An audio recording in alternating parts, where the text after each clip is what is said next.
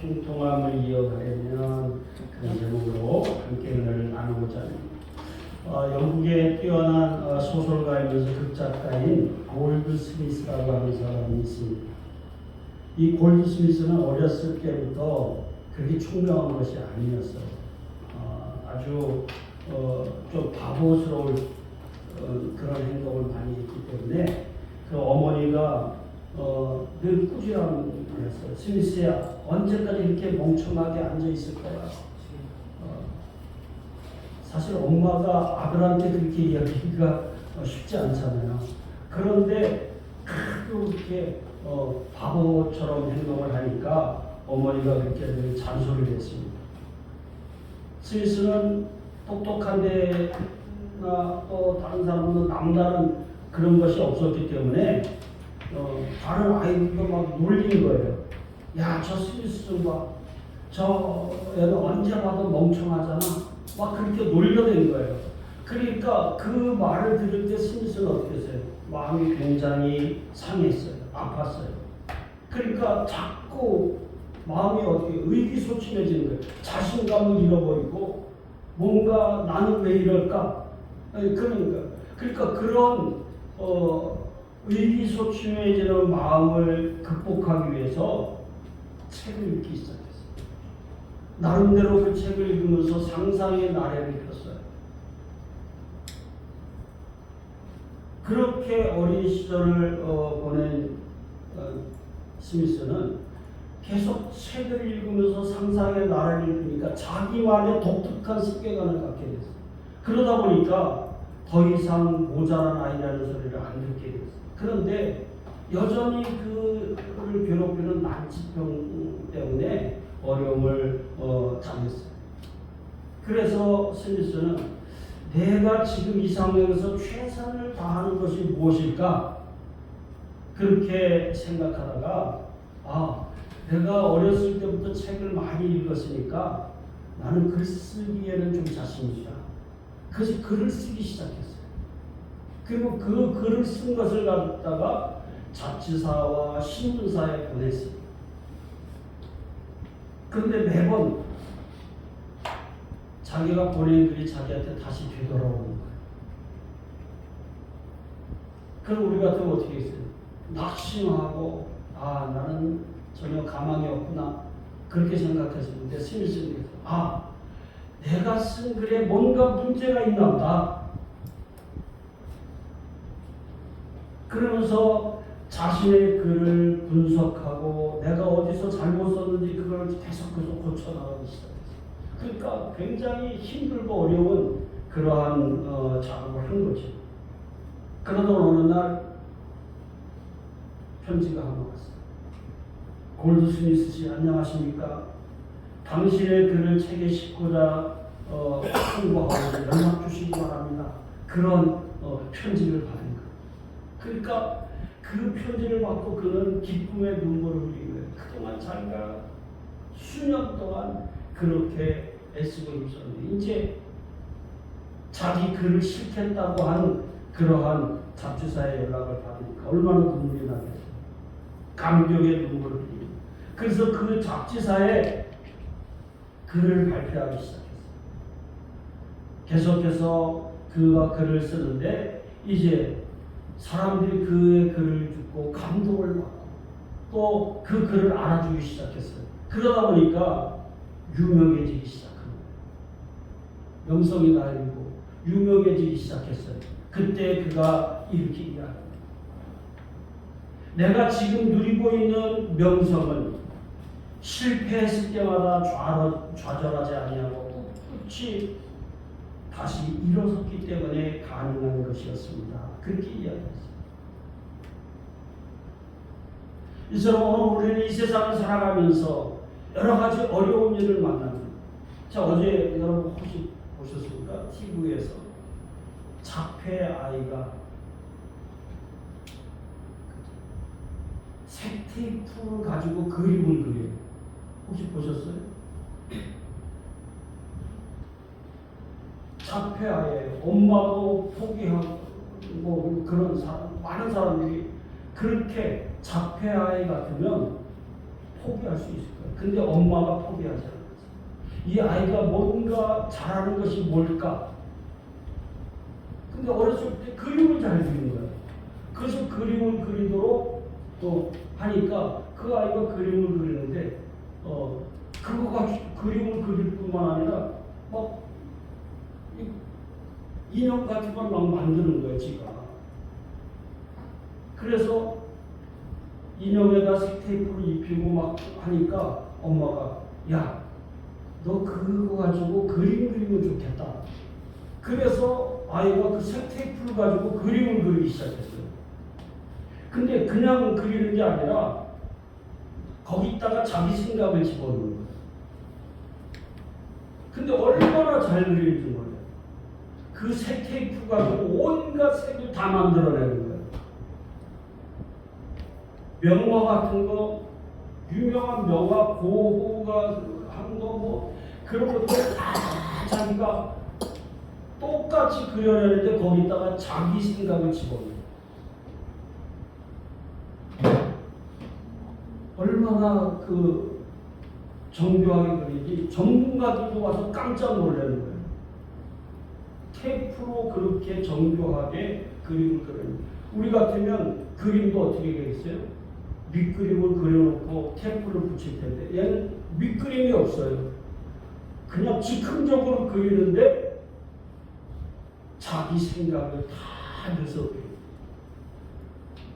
정상인도 그렇게 하기가 힘들 정도로 그렇게 잘 그리는 것을 봤어요. 그래서 그 그림을 어떤 카페에다가 전시를 해서 사람들이 와서 보고 깜짝 놀라요. 아, 이렇게도 그림을 그릴 수 있구나 할 정도로 그 깜짝 놀랄 정도. 근데 그 아이가 더군다나 자폐 아이라니까 얼마나 사람들이 깜짝 놀라겠어요. 그러니까 오늘 우리가 어려운 일을 그렇게 만나지만은 이 상황을 우리가 어떻게 바라보고 어떻게 받아들이느냐에 따라서 그렇게 결과는 엄청나게 달라질 수 있다고 하는 것을 오늘 우리는 기억해야 합니다. 오늘 본문에서 솔로몬은 그동안 많은 어려움 가운데서도 자신이 이루고자 한 성전 건축과 왕궁 건축 공사를 다 통통하게 끝내고 낙성식을 마쳤다고 그렇게 생각했어요. 이제 왕궁도 지었죠. 성전도 다 건축했죠. 그러니까 내가 하고자 하는 대로 다 형통하게 이뤘구나 그렇게 생각했어요. 그래서 11절 하반절에 보니까 솔로몬은 그가 이루고자 하는 것을 다 형통하게 이루니라 그렇게 했어요. 그런데 솔로몬이 이룬 게 아니잖아요. 사실은 솔로몬이 원하는 대로 된 것이 아니라 하나님께서 지시하신 설계도와 하나님의 도우심과 인도하심으로 된 것이었어요. 근데 솔로몬은 자기가 원하는 대로 한 것처럼 그렇게 생각했어요. 그때 하나님께서 솔로몬에게 나타나서 말씀하셨어요. 앞으로 이스라엘 너희들 가운데 어려움이 있게 될 것이다. 그 어려움이 있을 때 너희들이 어떻게 하면 그 어려움을 이기고 형통한 삶을 살아갈 수 있을 것인지를 말씀해 주신 거예요. 그게 오늘 본문의 내용. 근데 이것을 어디서 얘기했냐? 성전에서 말씀하셨기 때문에 이거를 성전 언약이다 그렇게 이야기해요. 그러므로 오늘 이런 이 본문의 말씀을 통해서 우리들 가운데 찾아오는 여러 가지 어려움을 이기고 형통함의 삶을 계속 이어가기 위해서 어떻게 되느냐 하는 것을 살펴보면서 함께 은혜를 나누고 힘들고 어려운 환경이지만 오늘도 이런 어려움들을 능히 이기고 형통함으로 하나님의 사역에 쓰임받는 그런 복된 삶을 살아갈 수 있는 우리 모두가 되어줄 수 있기를 간절히 소원합니다. 자, 형통함을 이어가기 위해서는 첫 번째 악한 길에서 떠나야 합니다. 여기 14절 우리 다 같이 한번 읽겠습니다. 시작. 내 이름으로 일컫는 내 백성이 그들의 악한 길에서 떠나 스스로 낮추고 기도하여 내 언약을 지키면 내가 하늘에서 듣고 그들의 떡을 사하고 그들의 땅을 고칠지라. 아멘. 하나님께서는 이스라엘 백성들이 불순종하고 악을 행할 때마다 징계하셨어요. 여러분 기억하세요. 하나님은 우리가 하나님 앞에 범죄할 때 그냥 넘어가지 않아요. 반드시 징계하세요. 그런데 우리가 자기의 잘못을 깨닫고 회개하면 하나님 용서하시고 그리고 회복시켜 주시는 거예요. 자, 그러면 하나님이 여기 오늘 본문에도 13절에 그랬어요. 하늘을 닫고 비를 내리지 아니하거나 혹 메뚜기들에게 토산을 먹게 하거나 혹 전염병이 유행하게 하거나 그렇게 말씀하고 있거든요. 자, 여러 가지 형태로 이스라엘 백성을 징계하셨다 그 말이에요.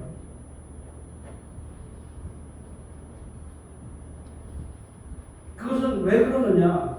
그동안 이스라엘 백성들 하나님이 인도하셨는데 그것을 잃어버리고 하나님 앞에 범죄할 때 하나님 그냥 넘어가지 않는 거예요. 그래서 이스라엘 백성이 하나님 앞에 행하는 악과 세상 사람들이 행하는 악이 다른 거예요.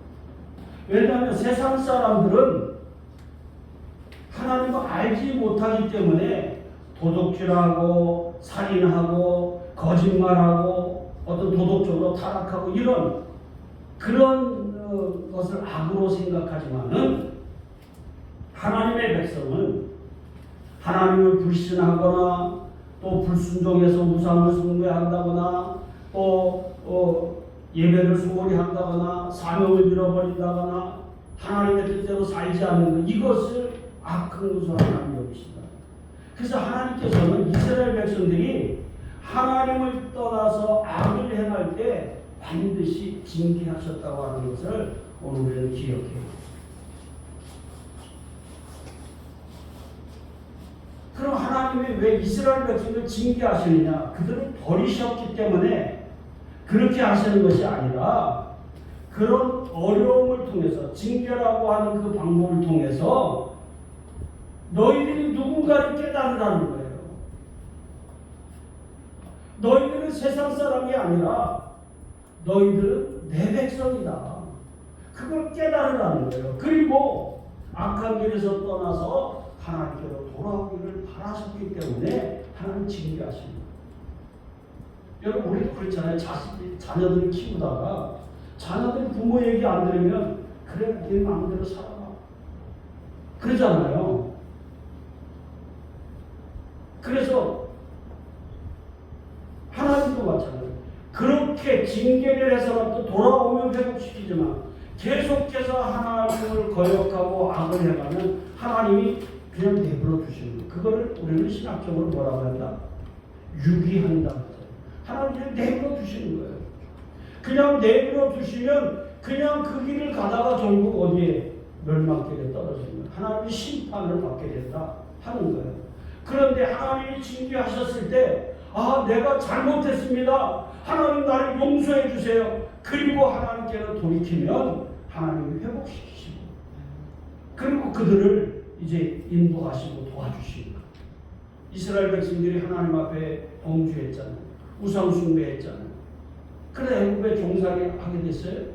자 그런데 그들이 여러 가지 바로로부터 고통을 당할 때 하나님을 찾잖아요. 하나님이 우리를 불쌍히 여겨주시고 우리를 도와주세요 하고 하나님 앞에 그들이 하나님을 찾게 될 때 하나님 그들을 모세를 보내서 출애굽시키시고 하나님의 백성으로 다시 회복시켜 주시는 것을 보게 됩니다. 오늘 우리도 마찬가지예요. 우리가 어려움을 당하는 것 하나님 앞에 범죄해서 그런 일을 당할 수도 있어요. 하나님이 우리가 범죄할 때 그냥 넘어가지 않아요. 왜요? 너는 세상 사람이 아니라 너는 내 백성이야. 그걸 깨닫게 하십니다. 그리고 돌이켜서 하나님 앞에 돌아오기를 바라시기 때문에 그럽니다. 그래서 이스라엘 백성들이 자신들의 잘못을 인정하고 회개하면 하나님이 그들에게 은혜를 베푸시고 회복시켜 주셨습니다. 그러므로 하나님의 백성들은 언제나 범죄한 것을 회개하고 악에서 떠나야 합니다. 악은 하나님과 우리 사이를 가로막고 있는 담을 만드는 거죠. 여러분 우리가 잘 아는 게 하나님과의 관계가 막히면 모든 것이 막히고 어려움을 당하고 사람들이 이걸 몰라요. 하나님과의 관계가 막히면 사람과의 관계도 막히게 돼 있어요. 그러면 다른 사람과의 관계도 막히면 내가 사는 어떤 것들이 다 막히는 거예요. 그래서 신통하면 인통하고 인통하면 물통한다. 하나님과의 관계가 통하면 사람과의 관계도 통합니다. 또 사람과의 관계가 통하면 모든 것이 다 통합니다. 근데 하나님과의 관계가 막히면 사람과의 관계가 막히는 것이고 나에게 오는 그런 모든 것들이 막히게 되는 거예요. 결국 복을 못 받는 거예요. 그렇기 때문에 하나님과의 관계를 바르게 회복하는 것이 중요하다. 그 첫 번째가 뭐냐? 악에서 떠나는 거예요.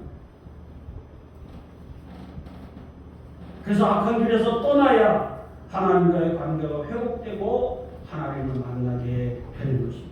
이사야서 55장 6절 7절에 보니까 너희는 여호와를 만날 때에 찾으라. 가까이 계실 때 그를 부르라. 악인은 그 길을 불의한 자는 그 생각을 버리고 여호와께로 돌아오라. 그리하면 그가 긍휼히 여기시리라. 우리 하나님께로 나아오라. 그가 널리 용서하시리라. 그렇게 말씀합니다. 따라서 오늘 우리들이 하나님의 백성으로 어려움을 지금 당하고 있다. 그러면 뭘 생각해야 될까요? 내가 하나님 앞에 범죄한 거 혹시 회개하지 않은 게 있는지 살펴야 됩니다. 물론 우리가 어려움 당하는 거 내가 늘 범죄에서 당한 그런 게 항상 그런 건 아니에요. 하나님이 나를 달아보시기 위해서 시험할 수도 있어요. 그러나 우리가 어려움 당할 때 나를 돌아볼 수 있어야 돼요. 내가 하나님 앞에 범죄한 것 없는지, 내가 회개하지 않은 것 없는지 다시 한번 살펴보고, 회개하지 않은 것이 있다고 한다면 철저하게 회개하고 악한 길에서 떠나서 하나님을 찾게 될 때 하나님은 우리를 용서하시고 다시금 회복시켜서 우리 형통의 길로 이끌어 주실 줄로 믿습니다. 근데 우리는 회개할 줄 몰라요. 자꾸 자기를 합리화하려고, 나는 잘하고 있는데 왜 그러지? 그러면 안 돼요. 우리 하나님 앞에 철저하게 자신을 돌아보면서 하나님 앞에 회개할 수 있는 그런 사람입니다. 그래서 제가 그러면, 자, 여러분 지옥에 왜 갑니까? 지옥에 왜 가요? 그거 맞아요? 우리 성도도 하도 들어서 알아요.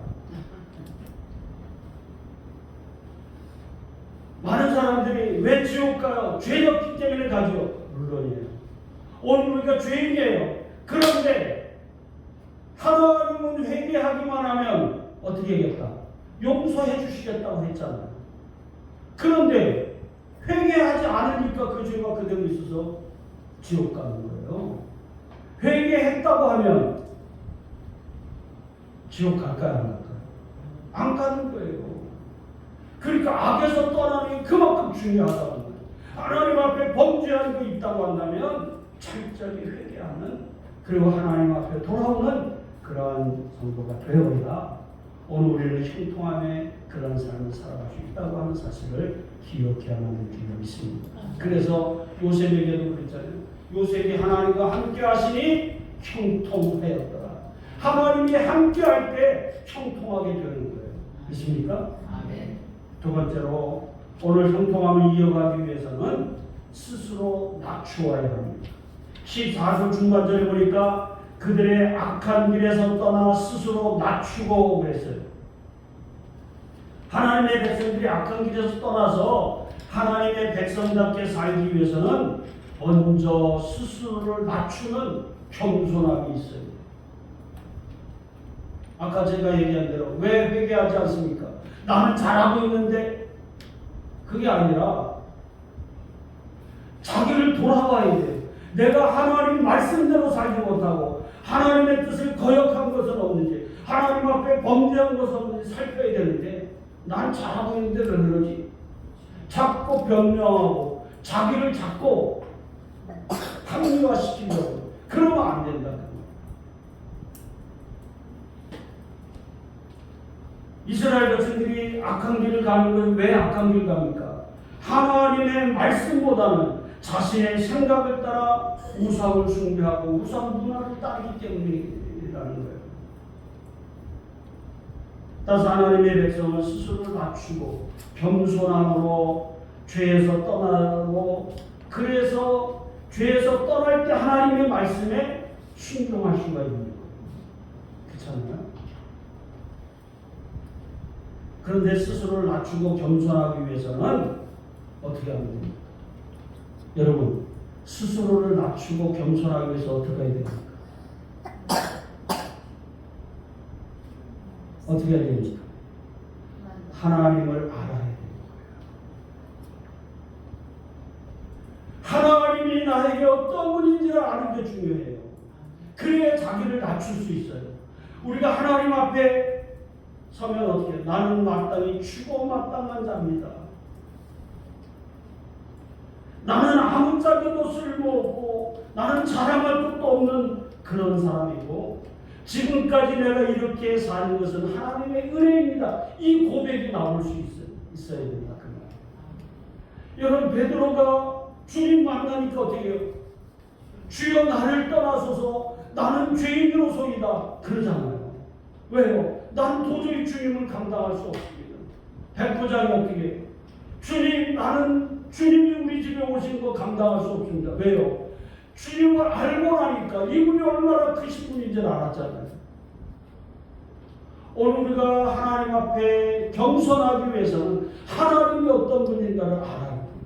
나에게 하나님은 어떤 분인가, 나는 하나님 앞에 어떤 사람인가를 알아야 된다. 여러분, 우리가 하나님 앞에 어떤 사람입니까? 네? 우리는 하나님 앞에 먼지 같은 존재예요. 아무짝에도 쓸모없는 존재예요. 근데 하나님, 나 아니면 손해보지. 말이 됩니까?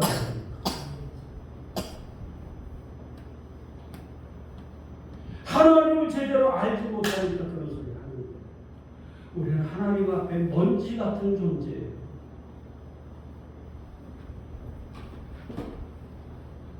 그렇기 때문에 하나님을 아는 만큼 겸손해지게 되고, 하나님을 알지 못하면 자신이 잘난 줄 알고 분수를 모르고 교만하게 행동하게 되어 있다. 그 말.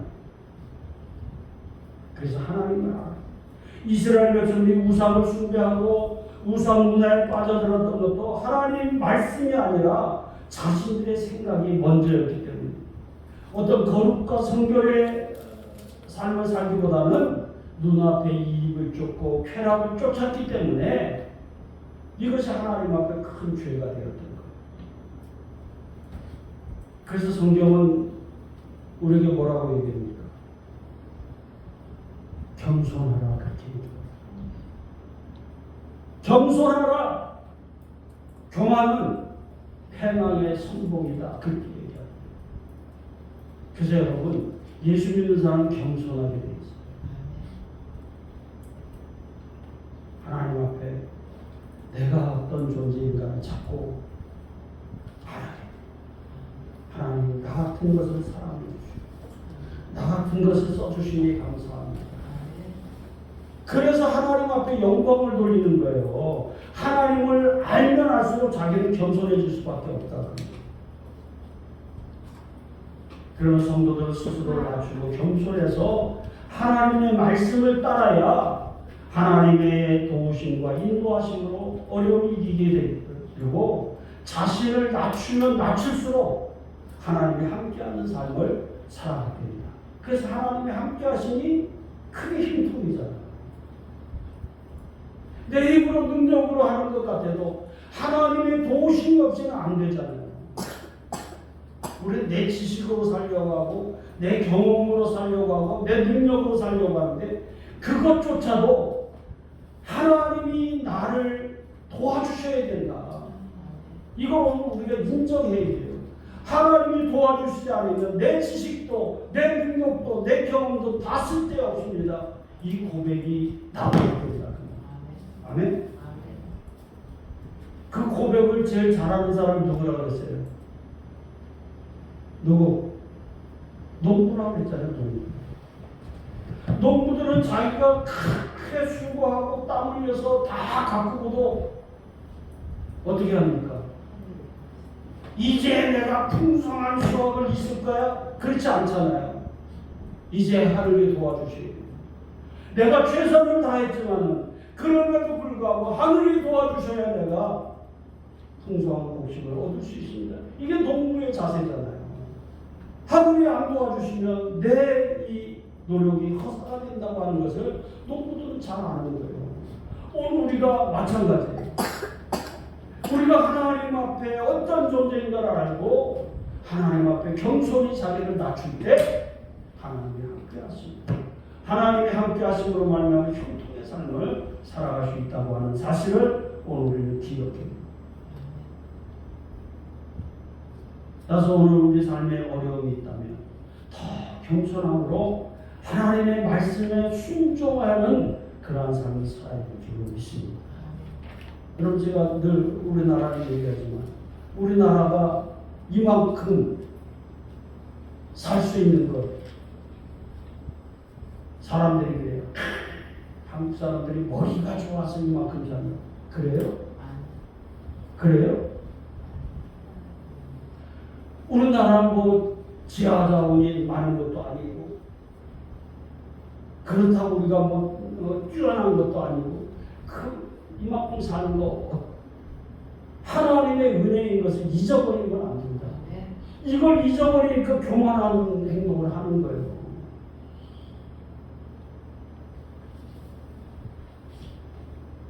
그동안 하나님 우리를 도와주셔서 지금 이만큼 우리나라가 살게 된 줄로 믿습니다. 이러한 사실을 알지 못하고 하나님을 대적하는 교만한 행동을 지금 하고 있으니까 나라가 지금 어려운 거예요. 지금 인권이라는 걸 앞세워가지고 동성애를 지지한다거나 이런 것들은 하나님이 절대로 기뻐하는 게 아니잖아요. 근데도 불구하고 엉뚱한 소리 하고 있단 말이에요. 그렇게 하면 하나님 앞에 우리는 겸손해요. 우리가 이만큼 살게 되고 하나님의 은혜입니다. 고백하고 하나님 앞에 겸손히 자신을 낮출 때 비로소 하나님이 나와 함께 하시고 나를 도와주셔서 우리의 삶을 책임져 주시는 줄로 믿습니다. 마지막으로 오늘 우리가 형통함을 이어가기 위해서는 어떻게 됩니까? 기도하며 하나님을 찾아야 합니다. 자, 14절 하반절에 기도하여 내 얼굴을 찾으며 내가 하늘에서 듣고 그들의 죄를 사하고 그들의 땅을 고칠지라 그렇게 말씀하고 있습니다. 이스라엘 백성들이 하나님께 범죄해서 여러 가지 고통을 당하지만은 그들이 회복될 수 있었던 것은 그 고통을 통해서 뭐예요? 하나님을 찾았기 때문에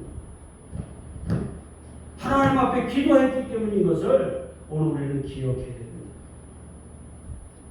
하나님께서 그들의 성전을 찾아 기도할 때 지켜보시고 그들의 기도에 귀를 기울이신다. 그렇게 말씀하고 있습니다. 하나님 없이도 살 수 있을 것처럼 교만했던 그들을 빼게 하고 간절하게 하나님 앞에 기도하고 부르짖어 기도할 때 하나님 그들의 기도를 들으시고 응답해 주시는 거예요. 그것이 이스라엘 백성이 다시 회복되어지는 거예요. 그것은 하나님의 눈은 항상 어디를 이스라엘 백성을 향하고 하나님의 귀는 언제나 그들이 부르짖는 기도에 귀 기울이고 계셨던 거예요. 15절 16절 한번 다시 읽겠습니다. 시작. 이제 이곳에서 이 기도에 내가 눈을 귀를 기울이니 이는 내가 이미 이 성전을 택하고 거룩하게 하여 내 이름을 여기에 영원히 존재하게 하였으며 내 눈과 내 마음이 항상 여기에 있으며 이스라엘들이 성전에 와서 하나님 앞에 부르짖어 기도할 때 하나님 그 기도를 다 들으시고 그들이 어떻게 지금 하는지를 다 보고 계셨다. 그래서 여기 내 눈과 내 마음이 항상 여기에 있습니다. 어디에 거기다? 성전. 그래서 성도들은 예수 그리스도의 피값으로 세워진 교회에서 기도함으로 하나님을 찾아야 됩니다. 물론 우리가 집에서 기도한다고 하나님 안 들으시는 거 아니죠. 어디서 기도한다고 하나님 안 듣는 게 아니라 그래도 하나님의 선을 찾아서 이곳에서 하나님 앞에 부르짖어 기도할 때 하나님이 들어응답해 주시는 줄로 믿습니다. 그래서 교회에 와서 자꾸 기도할 수 있어요. 여러분 자꾸 교회를 찾아야 돼요. 교회 가까이로 자꾸 와야 돼. 교회를 자꾸 멀리 떠나려고 하지 말고. 여러분 집을 얻을 때 제일 먼저 고려하는 게 뭐예요?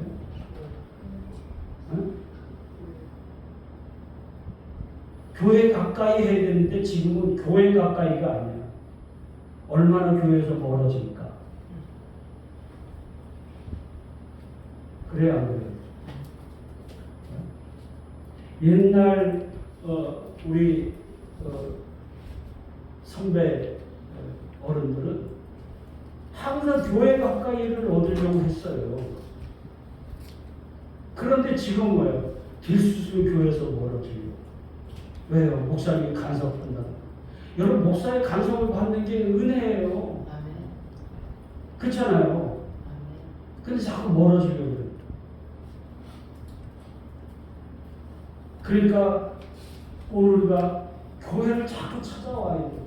여러분 무슨 문제가 있으면 자꾸 교회에 와서 하나님 앞에 부르짖어 기도해야 돼요. 하나님 내게 이런 문제가 있어 하나님 도와주세요. 내 힘으로 할 수 없어요. 하나님 도와주셔야 되는데 자꾸 교회 와서 기도해야 됩니다. 하나님의 얼굴을 찾고 하나님 앞에 부르짖어 기도할 때 하나님이 내 문제를 응답해 주십니다. 비록 우리가 범죄할 때도 있지만은 하나님의 낯을 피해서 숨지 말고 하나님 앞에 나와서 용서를 구하고 하나님을 만나고 그리고 하나님 앞에 기도하면 하나님이 응답해 주십니다.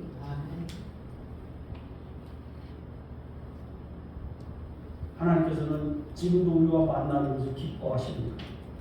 그리고 우리가 하나님 앞에 나오기를 하나님의 찾기를 지금 기다리고 계시는 거예요.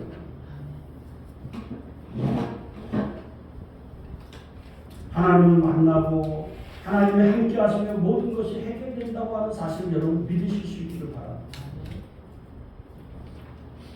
그래서 여러분 요즘에 사실 직장생활하는 거 힘들고 하니까 별로 목사님들이 간섭을 안 하잖아요. 얘기를 잘 안 하잖아요. 여러분 직장생활 한다는 게 핑계가 되면 안 돼요. 힘들고 어려우면 퇴근하고 오다가도 들러서 교회 와서 기도하고 가고 자꾸 그런 자세를 자꾸 가져야 문제가 해결되는 건 아니겠어요. 힘들고 어렵다고 얘기하면서 기도할 줄 모르면 안 된다. 예전에 제가 전도사 생활할 때 그 목사님은 새벽에 성도 집을 다 가서 발길로 물을 뻥뻥 찼다는 거예요. 새벽 기도 나오라.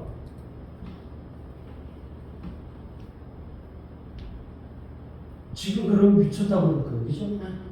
근데 옛날에는 그렇게 했다고 말이에요.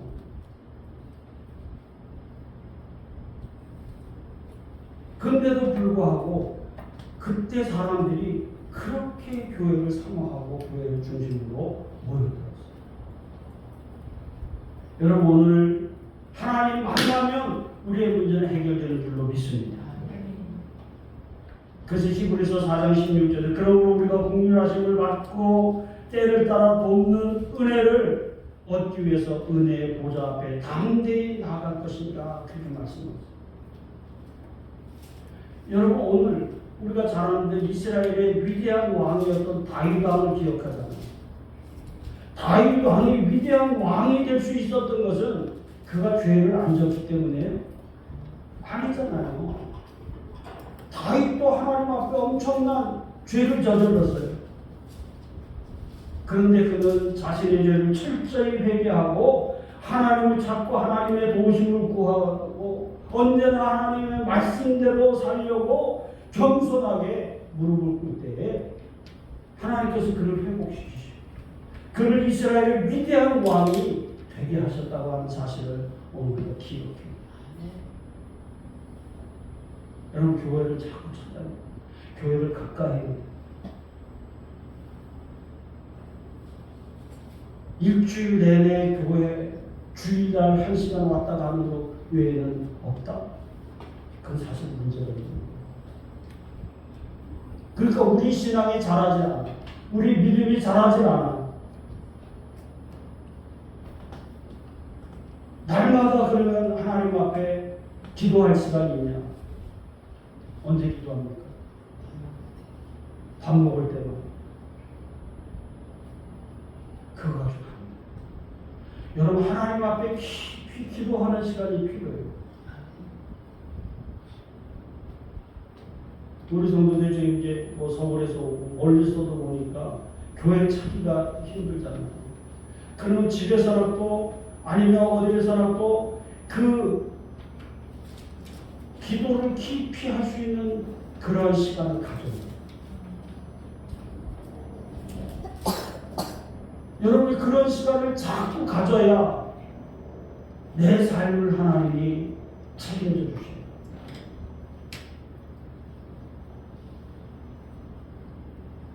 그래서 우리는 서로 중보하는 것을 자꾸 그런 중보 시간을 가져야 돼요. 목사님한테도 자꾸 여러분 이런 문제가 있습니다. 저런 문제가 있습니다. 하나님 앞에 기도해 주세요. 자꾸 그런 문제를 내놔야 돼요. 지금 뭐예요? 성도들은 목사님한테 잘 얘기 안 해요. 감추려고 자꾸 해요.